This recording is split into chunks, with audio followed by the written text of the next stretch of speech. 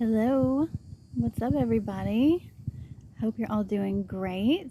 I'm doing good. I am chilling by the water, doing a little bit of camping this week, a little rest and relaxation. I have released some other things that were not serving my higher good, and I am taking a much needed break next to the water this week. I love to camp. My grandmother and grandfather, they camped a whole lot. They camped in tents and campers, and sometimes even lived in campers for years. He did a lot of construction, and then he liked living that way. So even when he wasn't doing construction, they would still find a place by the lake and camp for weeks.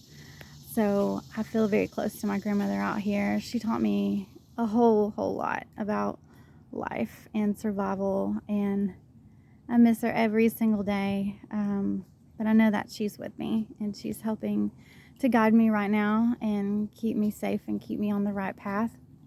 So yeah, just wanted to check in today. I knew it wouldn't be long because where this campground is, it's closer to some of my relatives than I have been in months, and it was nice to have some distance there, but at the same time, I like being by the water, and there's nowhere to camp, really legally camp, than to come back over here. So I knew it wouldn't be long before the minions and the flying monkeys started popping up, and maybe give time for people to get off work. Yesterday, I got here about 2 yesterday, and it was maybe 5 or 6,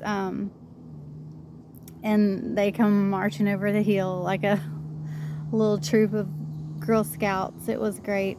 But I just wanted to do a PSA real quick, because I want nothing to do with the minions. You're not gonna reach out, hey girl, none of that. I will be ignoring you. I have no beef with you. I wish you the absolute best in life, as I do everyone else. But there will be no reconciliation between my aunt and her friends, to be specific, so that people don't think I'm paranoid. I saw you. I ignored you. I want nothing to do with you or her. So I know she's watching, and I had no intention on saying anything about her on my channel from here on out, but today's your day. Let's get ready to shine.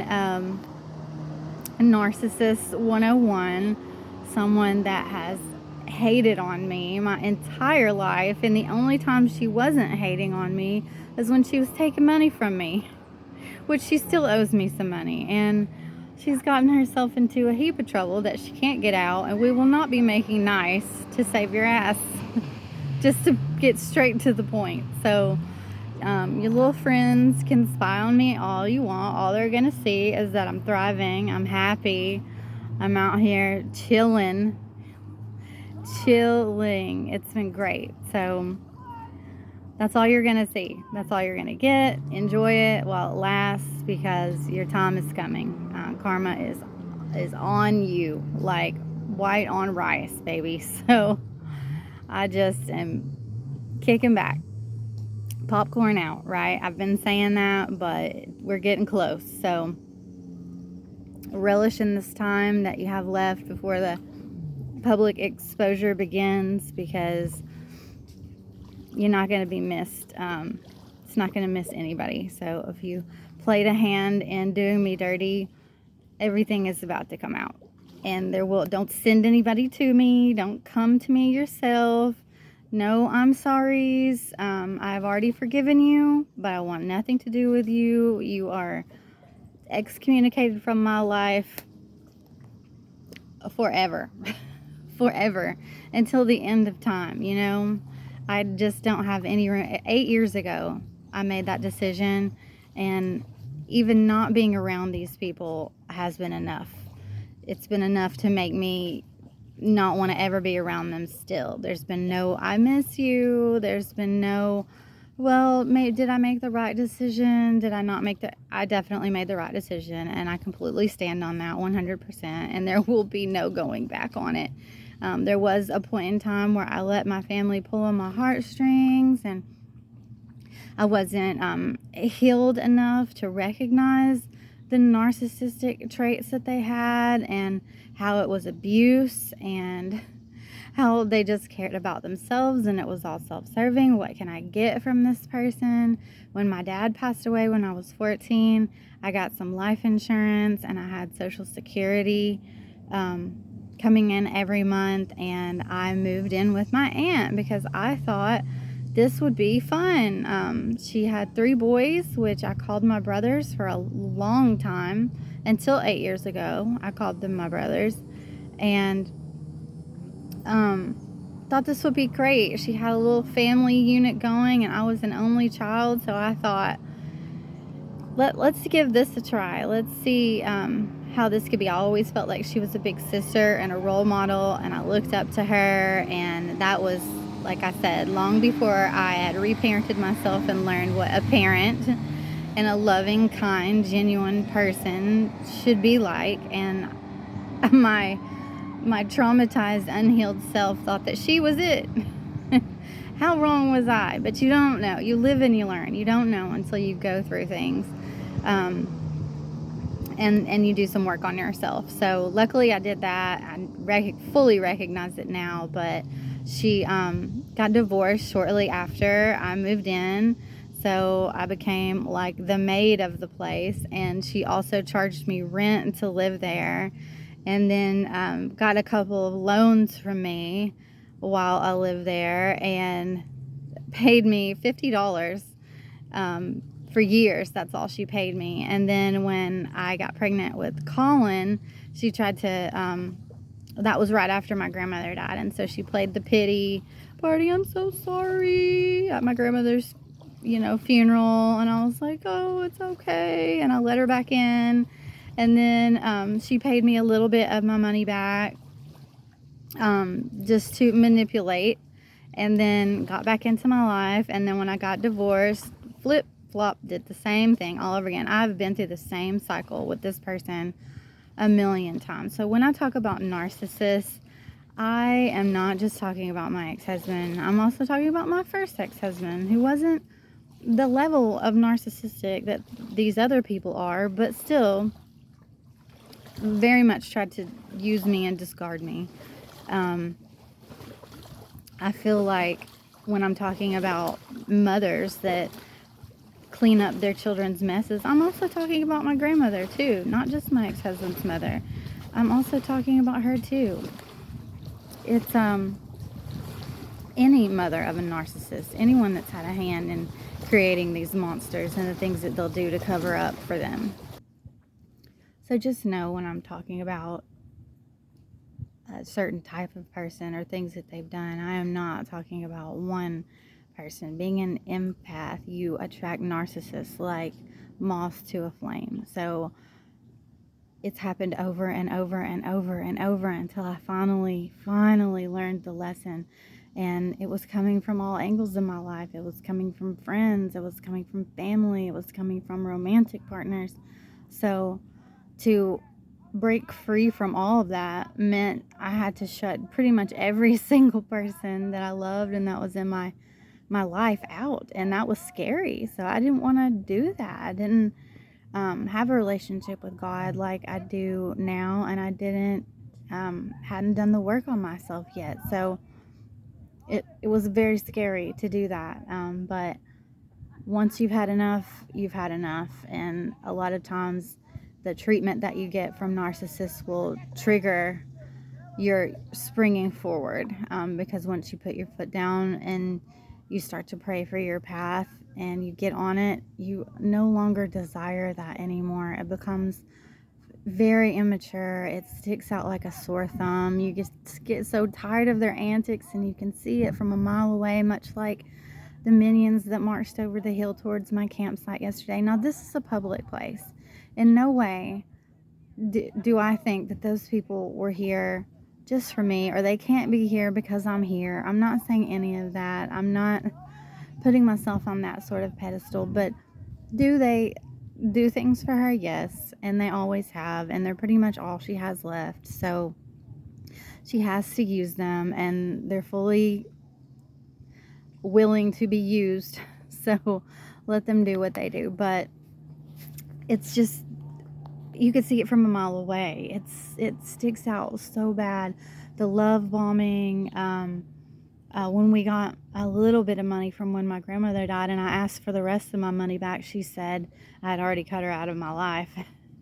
And she said, because it took us years to sell my grandmother's property, so this wasn't right after my grandmother died. It was after I had cut her out, and after my divorce, and she said, I don't owe her a dime. Now, if she was trying to get back in my life, if we were in good graces, then she might have paid me back. But I doubt it, because she's a narcissist. She's not going to be accountable for anything that she did. She's not going to be accountable for taking advantage of a minor, charging rent, taking loans, never paying them back. She's not going to be accountable for spreading lies about me, going to everyone saying that I'm mentally ill, and also spreading those rumors at my son's work. One of the girls that walked over the hill yesterday worked as a boss at my oldest son's work, and told everyone there what my aunt had told her, and that impacted my son and his work life, and things that he was hearing about his mom all the time.